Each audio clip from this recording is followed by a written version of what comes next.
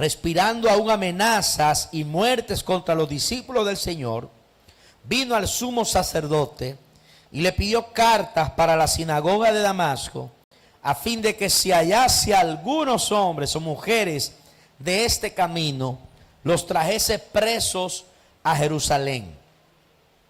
Mas yendo por el camino, aconteció que al llegar cerca de Damasco, repentinamente les rodeó un resplandor de luz del cielo.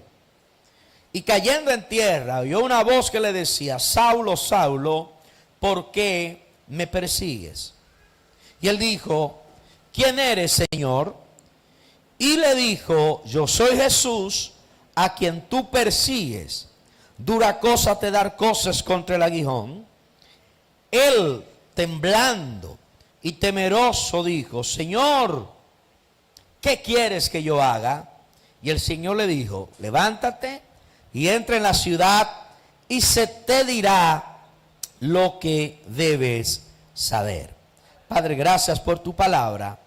Enséñanos que esta exhortación de esta noche llegue al corazón de la iglesia, penetre a nuestro ánimo y que la semilla que hoy es sembrada pueda dar fruto al 100%. En el nombre de Jesús, amén y amén. Bien, denle un aplauso al Señor, hermanos.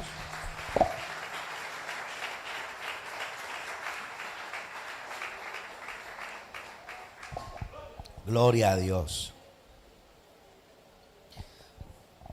El libro de los Hechos, quiero, hermanos, contextualizarles esto.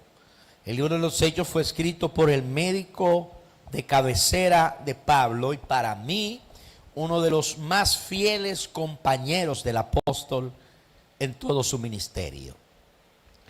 Lucas, quien escribió el libro de los Hechos, estuvo con Pablo en casi todos sus episodios, hasta su muerte, desde el inicio de su ministerio. Estuvo ahí con él, viajando con él, náufrago con él cuando naufragaron, y cuando estuvo en Roma preso, no salió de Roma, sino que estuvo ahí hasta la decapitación por parte del apóstol Pablo. ¿Quién fue Nerón quien lo decapitó a Pablo? Amén. Quien dio la orden para eso. El apóstol Pablo, el gran apóstol de la fe, antes de ser el gran apóstol de la fe, desde mi punto de vista, lo que he estudiado las Sagradas Escrituras, Cristo es la piedra angular de la iglesia, la piedra angular del cristianismo. Cristo es el cristianismo. Ahora, ¿quién el Señor usó ideológicamente para sentar las bases doctrinales de la fe cristiana? Fue al apóstol Pablo, quien antes era llamado Saulo de Tarso. De Tarso porque nació en un lugar llamado Tarso. Él de padre judíos, pero de ciudadanía romana. Pablo, fariseo de fariseos, un hombre que a su temprana edad, a los 30 años, ya pertenecía a un círculo religioso muy cerrado, de alta honra y de alto honor. Se estima que Pablo tenía aproximadamente la misma edad de Jesucristo. Y Pablo era un intelectual no solamente, estoy hablando antes de ser cristiano, un intelectual, pues conocía la cultura helenista y la cultura greco-romana. Conocía los fundamentos del judaísmo. Él en sí, un judío practicante, activo y celoso del judaísmo. Tan celoso era que lo llevó a él a destacarse delante de los demás. Y en él recayeron responsabilidades, confianza de parte del clero del judaísmo de aquel entonces. El apóstol Pablo, perseguidor feroz del evangelio, fue y estuvo presente en el martirio del primer mártir de la iglesia, de Esteban. Y al parecer era la persona de mayor autoridad. De ahí pues la ropa de Esteban fue tirada o lanzada a los pies de Pablo, señalando esto, que Pablo era la persona de mayor autoridad y quien daba la fe de apedrear a Esteban. Pablo, conocido como un asesino, un perseguidor. Y empieza el capítulo 9, que relata la conversión de Saulo, que Saulo, respirando amenazas y muerte, respiraba muerte y amenazaba a los cristianos, a los de la fe, a los discípulos del Señor. Vino al sumo sacerdote y le pidió cartas para ir a la sinagoga de Damasco. Recuerden, hermanos, que en el principio los discípulos y los cristianos iban a la sinagoga. Iban a la sinagoga los sábados y se congregaban entonces como iglesia cristiana los domingos. Pero iban a la sinagoga y en la sinagoga tenían la oportunidad de predicar a Cristo y demostrar que el Mesías era Jesús de Nazaret. Por eso Pablo pide que se le den cartas de autorización para ir a Damasco, a la sinagoga de Damasco, donde hay cristianos hablando de Jesús, hablando de Cristo, para ir a Damasco y apresar a los del camino, así se le llamaba, a los del camino del Señor, a los del camino del Evangelio, y llevarlos presos a Jerusalén.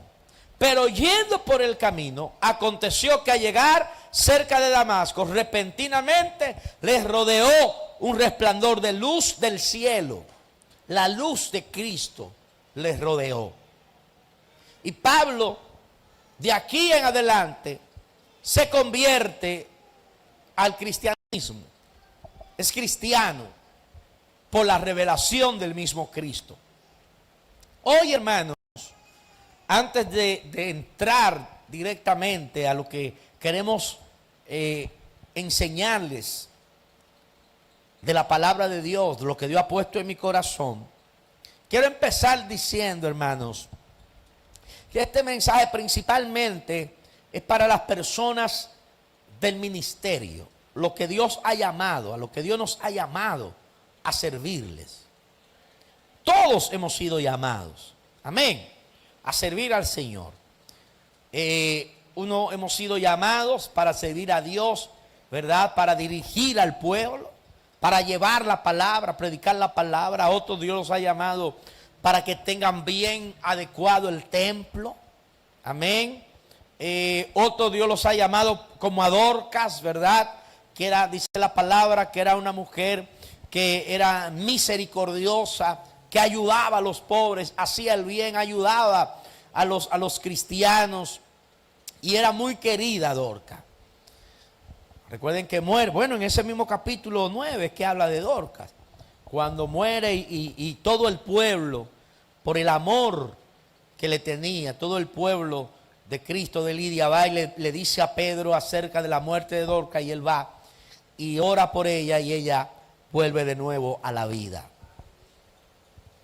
El llamado a servir a Dios está en diferentes niveles. Dios nos llama hasta servirle aún en nuestra profesión. Cuando usted en su profesión es excelente, cuando usted en su profesión no es un sinvergüenza, no es como los demás, no es como la gente del mundo, sino que usted traza pautas y usted es diferente y usted hace lo que vaya a hacer con excelencia, usted ahí está sirviendo al Señor. Amén. Usted sirve al Señor. Cuando usted ofrenda, cuando usted diezma, usted sirve al Señor. Cuando usted predica en la calle, usted sirve al Señor. Amén. Ahora, estoy hablando ahora más bien del servicio en la iglesia. A los que servimos al Señor, tenemos un gran reto y un gran desafío. Un gran reto y un gran desafío. Hermanos, Pablo los hermanos de Corinto habla de un aguijón en la carne. Y yo quiero hablarles también de un aguijón que hoy en día sigue atacando a los hombres y a las mujeres de Dios. Hay estudios inclusive que se han hecho acerca de que, por ejemplo, a los pastores, ¿cuál es la batalla? ¿Con qué ellos están batallando mayormente? ¿Cuál es su batalla principal? Es interesante que la batalla principal de los ministros, de los pastores, de los que sirven en el templo al Señor, en cualquier posición, no es, hermanos, el adulterio, no es la fornicación, no es ni siquiera el amor al dinero, aunque haya muchos que predican por amor al dinero y se han hecho ricos, ¿verdad?, con el pueblo del Señor, pero es una gran minoría.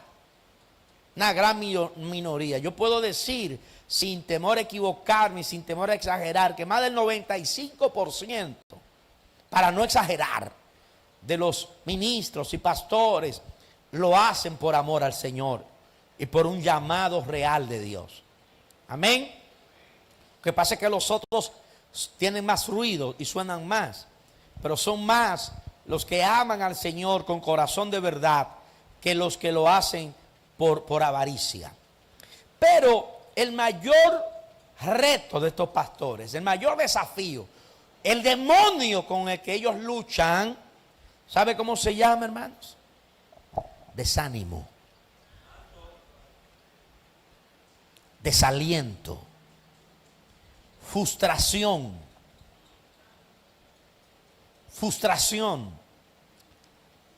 La mayoría de los que sirven al Señor empiezan con mucho ánimo, empiezan con mucho gozo, pero al pasar el tiempo, el desánimo los atrapa, la frustración los atrapa. ¿Por qué se frustran, pastor? Quizás porque no ven como ellos quisieran ver el resultado de su trabajo. Quizás porque no han humanamente tenido éxito como lo tienen otros, por ejemplo. Sin embargo, hermanos, algo que me llamó mucho la atención, a veces hay muchos ministros y pastores que dicen, wow, si yo tuviera éxito de fulano, no estuviera luchando con esta depresión, no estuviera luchando con este desánimo.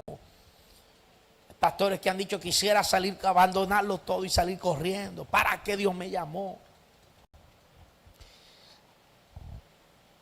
Es interesante, hermanos, que, por ejemplo, uno de los pastores más exitosos de toda la historia contemporánea o reciente, más que contemporánea, reciente, del cristianismo, llamado el príncipe de los predicadores, el primer pastor de la primera mega iglesia conocida de la historia reciente. ¿Sabe cuál era el demonio principal que le atacaba? La depresión. Spurgeon tenía que meterse en cuartos con hermanos orándole y animarlo, porque de tiempo en tiempo le llegaba la depresión. Te dirá, ¿y cómo es posible? Un pastor, el pastor más famoso de Inglaterra, más famoso de aquellos tiempos, que llenaban locales de 5,000, 10,000 personas, que su ministerio tocaba, tenía inclusive orfanatos en África, alimentaba millones de personas hambrientas. Al parecer tenía el éxito que todo pastor desea. Sin embargo, tenía un aguijón en la carne que lo abofeteaba en la cara llamado depresión. Un pastor a quien también yo respeto mucho, estimo mucho, oigo sus mensajes. Para mí son como un estudio bíblico cada vez que lo oigo. No voy a decir su nombre, ¿verdad? Pero yo tengo la ventaja que como yo viajo, pongo a veces sus mensajes y escucho y me edifico grandemente, tanto el mensaje de mi pastor Elvis como el de él. Y en una ocasión vi que no estaba predicando en su iglesia. Tenía un tiempo y le pregunté a un hermano, él está fuera del país, tiene una iglesia en Nueva York específicamente, pero no lo ve por las redes, y le pregunté a un hermano familiar de él que qué pasaba, que no lo veía, y dice, lo que pasa es que el pastor se tomó un tiempo porque él está pasando por un momento de gran depresión. Yo decía, wow, pero ¿por qué? Un hombre de Dios, un hombre con esta fe, pero con un ministerio también tan lindo y tan poderoso. Y el Señor me llevó a Pablo, el aguijón de la carne. Hermanos, y a todos los que servimos al Señor, nos llega ese momento de desánimo, ese momento de depresión, ese momento que uno dice, ¿para qué lo estoy haciendo? Que parece que es en vano que hacemos lo que estamos haciendo para Dios. Pero el Señor me ministraba esta palabra del apóstol Pablo cuando él se encontró con el Señor. Primero, el que sirve a Dios tiene que saber, va a venir el momento de la depresión, va a venir el momento del desánimo, del desaliento. El pastor me puso en esta posición, empecé con mucho ánimo, muchas ideas, muchos sueños. Invito a hermanos que se me unan y ni el gato se me une. Estoy como, voy a dejar eso. Y el Señor me ministraba y decía, lo primero que todo hombre que sirve a Dios y mujer que sirve a Dios debe saber, ¿a quién le está sirviendo? ¿Quién eres tú, Señor?, le preguntó Pablo. ¿Quién eres tú? Conocer, saber que usted y yo no le servimos a los hombres, ni servimos por la opinión de los hombres, sino por un llamado del cielo. Amén. Amén. A ti no te pusimos en la puerta por un capricho humano, sino que sabemos que Dios lo permitió que estuvieras ahí con un propósito. Por eso, aunque Dios nos usó a nosotros para ponerte en la puerta, a quien te puso en la puerta es Dios. Por eso a quien le está sirviendo es a Dios. Amén, hermanos. A los ancianos de la iglesia, que son a las personas que Dios lo ha puesto a ministrar junto con los pastores a la iglesia, a ustedes no lo puso hombre, lo puso Dios. Va a venir desánimo, va a venir desaliento, va a venir desencanto. Eso es normal. Eso hasta Pedro se desencantó y se dejó a los discípulos y se fue a pescar de nuevo. Dejemos esto, dijo Pedro. El maestro se murió, se desencantó. Y Jesús tuvo que ir de nuevo a buscarlo a la playa donde estaba pescando. Amén. Amén. Primero saber a quién le estamos sirviendo. Hermano, mi pregunta, ¿sabes a quién le sirves? ¿Sabes quién fue el que te dijo, Saulo, Saulo? ¿Sabes quién fue el que te tumbó al suelo? ¿Sabes qué rayo de luz fue el que te iluminó en medio del pecado? Vengo a recordártelo en esta noche. Fue Cristo. Fue el Dios del cielo, no fue hombre. No fue dedo de hombre, no fue mano de hombre, no fue querencia de hombre. Fue el rayo de luz del cielo que te dijo, Saulo, te quiero para mi gloria. Te quiero para que me representes. Te quiero para que lleve mi palabra y para que me sirvas. ¿Quién eres tú? Soy yo, Jesús, el que te llama. Amén. Amén. Amén. Si no fuera el Señor el que te hubiese llamado a servirle, lo que estás haciendo fuera más fácil de hacerlo. Aleluya. Si no hubiese sido el Señor, hubiese tenido menos obstáculos para hacer lo que haces. Hubiese sido más fácil. Pero como fue Cristo, vendrán tormentas, vendrán aflicciones, vendrán depresiones para tratar de detenerte. Pero dígale al que está a su lado, pero somos indetenibles. ¿Por qué? Porque el que nos llamó fue el Señor. Amén. Usted sabe quién tiene esta iglesia abierta todavía, el Señor. ¿Quién tiene las puertas de este templo todavía donde se alaba y se glorifica a Dios? El Señor. Aleluya. Y Él aquí manifiesta su presencia en cada momento. Y en cada momento sentimos su gloria. Y en cada momento oímos testimonio de hermanos hablando de cuántas maravillas ha hecho el Señor con nosotros. Por eso, aunque nos desanimemos, aunque querramos dejarlo todo y salir corriendo, sabemos que el que nos llamó fue el Señor. Amén. Amén. Por eso te digo hoy en este día, levántate y resplandece, porque ha venido tu luz y la gloria de Jehová ha nacido sobre ti. Es aquí que tinieblas cubrirán la tierra y oscuridad las naciones, pero tú sobre triunfadores en Cristo ha amanecido Jehová y sobre ti será vista su gloria. Aleluya. Por eso entendemos que el que nos llamó fue el Señor. El que te llamó fue el Señor. El que te sentó en esa silla fue el Señor. Y si tenía alguna duda hoy, Dios te dice: Saulo, Saulo, soy yo, Jesús, a quien tú persigues, el que te llama. Soy yo el que te ha traído para la gloria de mi nombre. Y segundo que debemos saber para atacar la depresión y el desánimo que nos alienta. Dijimos primero, saber quién fue que nos llamó. Que no le servimos a hombres, sino a Dios. Amén.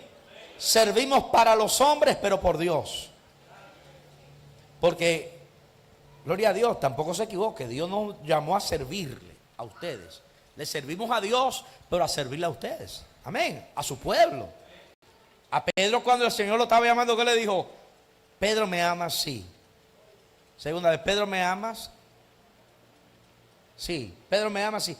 Pues pastorea mis ovejas. O sea, sirve a mis ovejas.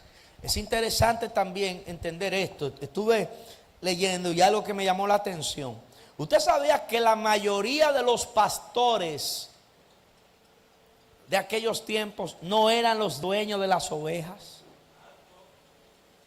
sino que el dueño de las ovejas lo ponía a pastorear el rebaño? Por eso, hermanos, ningún pastor es dueño del rebaño, administra lo que es de otro, lo que es de Dios. Amén.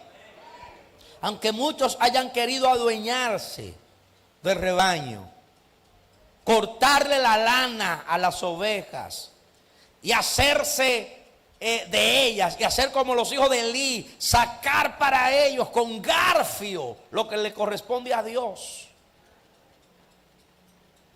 Sin embargo, hermanos, las ovejas no son de nosotros, las ovejas son de Dios. Amén. Él es nuestro rey y Él es nuestra recompensa. Gloria a Dios. Ahora, habían pastores que eran asalariados y otros que más que asalariados tenían la vocación del servicio. A los asalariados se les importara que las ovejas se despeñaran, se perdieran. Pero al que tenía la vocación del servicio, estaba siempre atento atento a las ovejas y con el bastón y con la vara, amén, y con el cayado vivía enderezando a las ovejas. Gloria a Dios. Al que no le importan las ovejas, predica un mensaje suave, predica un mensaje light, predica un mensaje aguado, que no le importa que lo que predique lo lleve al infierno. Pero el que predica no por otra cosa, sino por la misión de Dios, predica la palabra, predica con el cayado y con la vara, metiendo a la iglesia y metiendo al pueblo, como decimos en mi campo, en cintura. En la palabra, en otras palabras. Aleluya. Primero, saber a quién le servimos. Le servimos a Dios. A veces nos desanimamos porque olvidamos a quién le estamos sirviendo. Se nos olvida a quién le estamos sirviendo. Pero del momento en que, ay, verdad que le sirvo a Dios, por eso no voy a renunciar, por eso no voy a flaquear en mi servicio. Ánimo. Tú estás desanimado, pues anímate, porque vamos a seguir adelante. Amén. Y segundo dice, gloria a Dios, cayendo en tierra oyó una voz que decía, Saulo, Saulo, ¿por qué me persigues? Y él dijo, ¿quién eres, Señor? Y él dijo, yo soy Jesús, a quien tú persigues. Dura cosa es te dar cosas contra el aguijón. Del verso 6 dice, temblando y temeroso, dijo, Señor, ¿qué quieres que yo haga? Mantenerse en el servicio, saber quién te llamó y luego mantenerte haciendo la cosa que Él te llamó a hacer. Mi pregunta, con esto cierro, ¿qué Dios te llamó a hacer? ¿Lo estás haciendo? Y si lo estás haciendo, ¿cómo lo estás haciendo? ¿Le has preguntado al Señor, como le dijo Pablo, qué tú quieres que yo haga? Es un llamado de Dios a nuestros corazones para que nos autoevaluemos y preguntemos qué yo estoy haciendo para Dios, qué yo estoy haciendo en la obra. Yo siempre he dicho, hermano, haga algo, aunque sea toque el pandero, pero haga algo para Dios. Amén. Que tocar el pandero es un acto de guerra espiritual, hermano. Amén, lo creemos. Gloria al Señor. Como dice la canción, golpe de espada en la alabanza, golpe de guerra, ¿cómo es que dice, hermano? Amén. Cantos de gloria traen la victoria en la batalla del pueblo de Dios. Y cada golpe de la espada de Dios es con pandero, con trompeta y con tambor. Salmo 150. Todo lo que respire, alabe al Señor Jehová. Amén. Si usted no sabe cantar, aplauda. Si usted no sabe aplaudir, dance. Si usted no sabe danzar, toque la batería. Si no sabe tocar la batería, aprenda piano. Si no sabe piano, aprenda bajo. Si no sabe, gloria a Dios, hacer nada, aprenda a manejar los equipos de sonido. Si no sabe, baja a la iglesia. Y si no sabe nada, está feo entonces, hermano. ¿Qué quieres que yo haga? Amén. ¿Qué quieres que yo haga? ¿Qué quieres que yo haga? ¿Cuál es mi aporte para el Señor? ¿Cuál es mi aporte para el templo, para el pueblo? ¿Qué estoy haciendo yo para que el reino siga creciendo, siga avanzando? ¿Te está dejando desanimar por voces del mundo? ¿Te está dejando apagar el fuego? ¿Te está dejando apagar la pasión por Dios? Fiel es Dios. Fiel es Dios en recompensar a todo aquel que le sirve con gozo. Fiel es el Señor. Aleluya. Déjame ver, hermanos, si encuentro, porque, gloria a Dios, la palabra de Hebreos, gloria al Señor. Bueno, no la recuerdo, que habla de que Dios no es injusto para olvidarse de aquellos que le han servido. Amén. Dios es justo. Aleluya. Y sabe recompensar a cada uno según sea su obra, como dice la palabra. en el libro de Apocalipsis. Gloria al nombre del Señor. Hebreos 6:10. Porque Dios no es injusto para olvidar vuestra obra y el trabajo de amor que habéis mostrado hacia su nombre, habiendo servido a los santos y sirviéndoles aún. ¿Cómo es que servimos a Dios? ¿Cómo es que dice? Sirviéndole a los santos. Señor, quiero servirte. Y en la iglesia necesitan que alguien que traiga el agua al altar. Señor, quiero servirte. Y yo, hay alguien que no, falta que alguien que traiga el agua. Tú, Señor, quiero servir, pero muéstrame. Dios, pero te lo estoy mostrando hace tiempo. Porque creemos que el servicio a Dios es algo muy... No, servir a Dios, servimos a Dios aún con lo más sencillo que usted piensa. Con eso se sirve al Señor. Póngase de pie. Quiero terminar repitiendo Hebreos capítulo 6, versículo 10.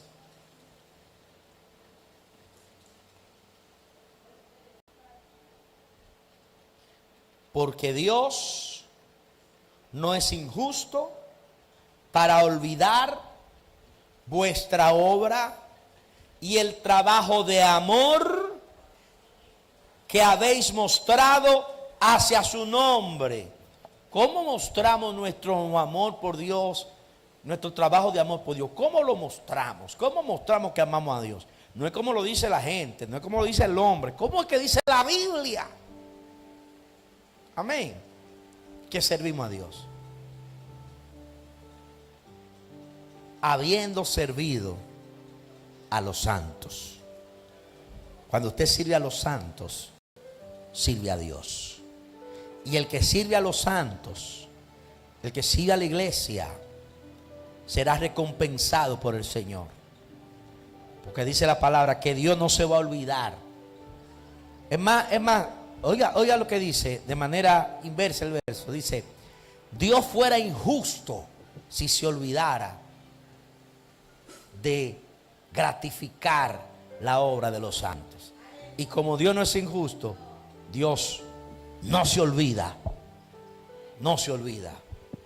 Y un día, el día menos esperado, Dios hará como hizo el rey Asuero. Un día el rey Asuero dijo, búsqueme los libros de la memoria para ver qué hay. Y lo abrió donde estaba señalado un nombre llamado como Mardoqueo. Y dijo, ¿qué se le ha hecho a Mardoqueo? Todavía no se le ha pagado la buena obra que ha hecho. Llámamelo que lo voy a honrar y lo voy a bendecir. Y Dios está a punto de mandar a buscar el libro donde está tu nombre. Aquellos que no han desfallecido en la fe, para bendecirlos, prosperarlos y honrarlos. Porque Dios honra a los que le honran y le encuentran los que temprano le buscan. Padre, gracias. Gracias, Señor. Dile gracias, Señor. Gracias, Señor. Cristo, yo te amo. Dígaselo. Cristo, yo te amo.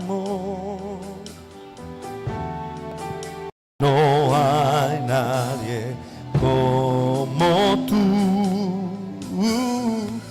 Pedro, ¿me amas? ¿Me amas? Jesús. Y no sé dónde estuviera si a ti no te tuviera, si no hubiera conocido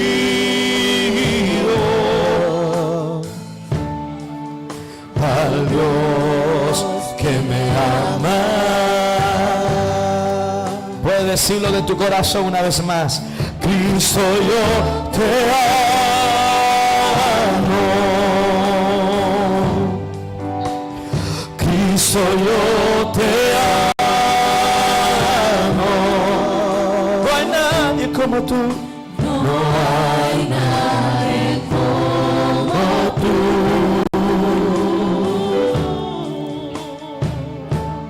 Jesús, y no sé dónde estuviera, y no sé dónde estuviera,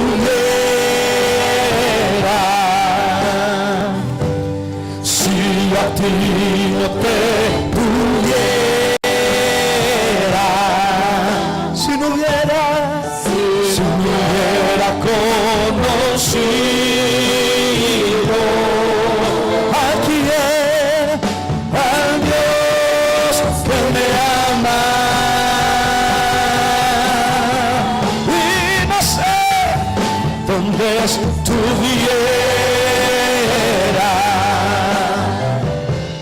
si a ti no te tuviera, si no hubiera conocido